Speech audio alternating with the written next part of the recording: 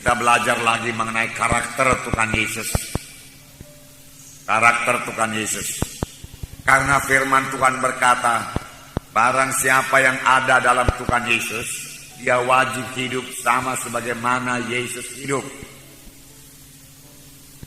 Masih banyak lagi dalam hidup kita yang perlu kita perbaiki supaya kita bisa hidup sama sebagaimana Tuhan Yesus hidup. Kelihatannya menurut pikiran manusia hal ini mustahil. Tetapi Tuhan tidak akan meminta sesuatu yang tidak bisa kita penuhi di dalam hidup kita.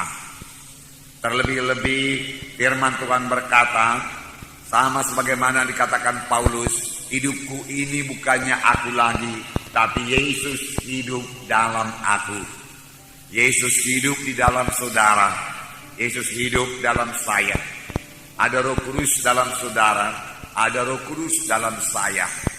Roh Kudus itu hidup, Roh Kudus itu berkuasa. Dan firman Tuhan berkata, Roh Kudus akan memimpinkan kita kepada segala kebenaran.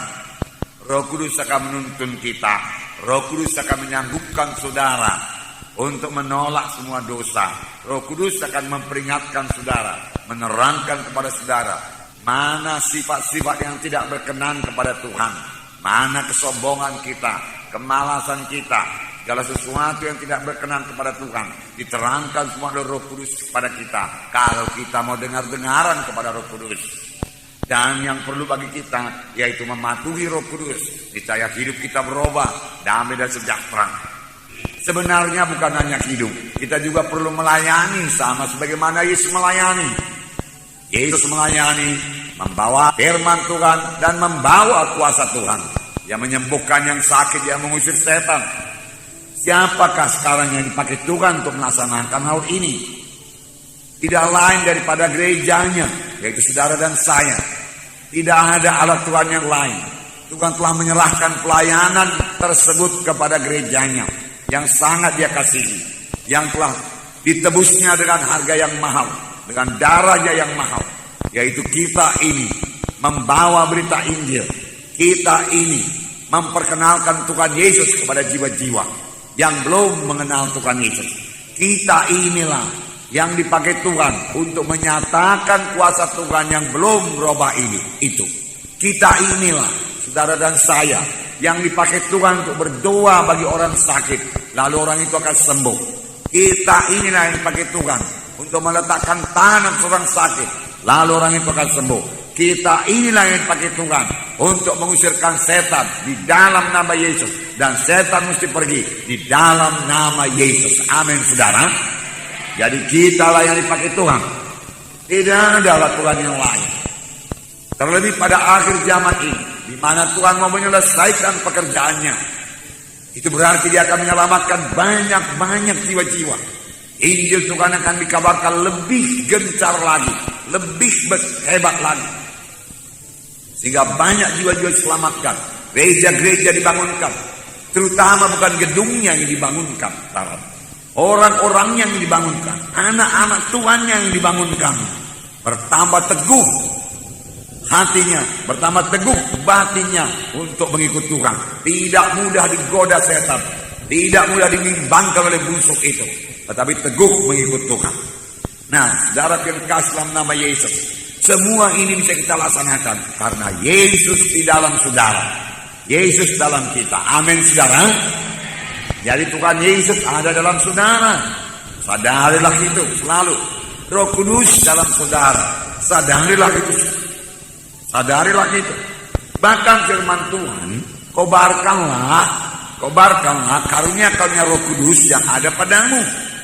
Sebenarnya Tuhan telah memberikan karunia-karunia Roh Kudus juga kepada kita. Tetapi banyak di antara anak Tuhan tidak mengobarkannya. Bahkan dia tidak tahu, dia tidak menunjukkannya. Oleh sebab itu, setiap anak-anak Tuhan harus tetap dalam persekutuan yang indah dengan Tuhan. Amin, saudara. Jadi rasakan selalu kehadiran Tuhan di dalam hidup saudara. Bersekutu dengannya, dengarkan suaranya. Tuhan itu Tuhan yang bersungguh-sungguh. Oleh sebab itu, kalau memang Tuhan dalam kita, semuanya kita kerjakan dengan sungguh-sungguh. Kita melayani dengan bersungguh-sungguh. kita berdoa dengan bersungguh-sungguh, kita mengasihi dengan bersungguh-sungguh, kita mengampuni dengan bersungguh-sungguh. Amin, saudara. Hanya kehendak daging saja saudara yang menahan kita untuk bersungguh-sungguh. Nah, Tuhan Yesus bersungguh-sungguh dalam melaksanakan kehendak Bapanya. Tuhan Yesus berkata dalam Yohanes 4 ayat 34, saya membacakan kepada saudara bagaimana kesungguhan hati Tuhan Yesus. Yohanes 4 ayat 34. Saya membacakan.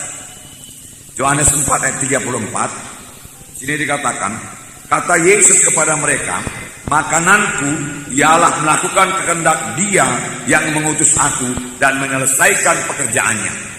Sini dikatakan, makananku ialah melakukan kehendak Dia yang mengutus aku dan menyelesaikan pekerjaannya. Murid-murid membawa makanan kepada Tuhan Yesus. Tapi Tuhan Yesus perlu mengerjakan pekerjaan Tuhan. Dia kerjakan lebih dahulu pekerjaan Tuhan. Sehingga dia berkata, makananku yaitu mengerjakan pekerjaan Bapakku yang mengutus aku. Dia sangat sungguh-sungguh bekerja. Bahkan sampai jauh-jauh malam dia mendoakan orang yang sakit, dia menyembuhkan yang sakit. Sampai ibunya dan saudara-saudaranya berkata, dia sudah tidak waras lagi. Karena giatnya bekerja, karena sungguh-sungguh hatinya bekerja. Tuhan minta kita juga bekerja dengan sungguh-sungguh. Dalam Roma 12 ayat 11. Roma 12 ayat 11. Di sini dikatakan, Roma 12 ayat 11. Janganlah hendaknya kerajinanmu kendor, ialah rohmu menyala-nyala dan layanilah Tuhan. Janganlah hendaknya kerajinanmu kendor, ialah rohmu menyala-nyala, layanilah Tuhan. Di dalam hati kita ini ada semangat yang menyala-nyala untuk melayani Tuhan. Tanpa semangat yang menyala-nyala, dengan mudah kita akan menyerah dalam pekerjaan Tuhan ini. Karena pada waktu kita mulai melayani Tuhan, di situ setan mulai menaruh semua halangan-halangan supaya kita mundur daripada pelayanan. Sebenarnya kalau kita bertekun dan mohon kuasa Tuhan dan bersandar kepada Tuhan, kita pasti sanggup mengatasi semua halangan-halangan yang ditaruh setan, hingga kita menang dalam pelayanan dan sampai kepada maksud Tuhan. Dan itu adalah hal yang paling indah dalam hidup ini, sampai kepada kehendak dan maksud Tuhan.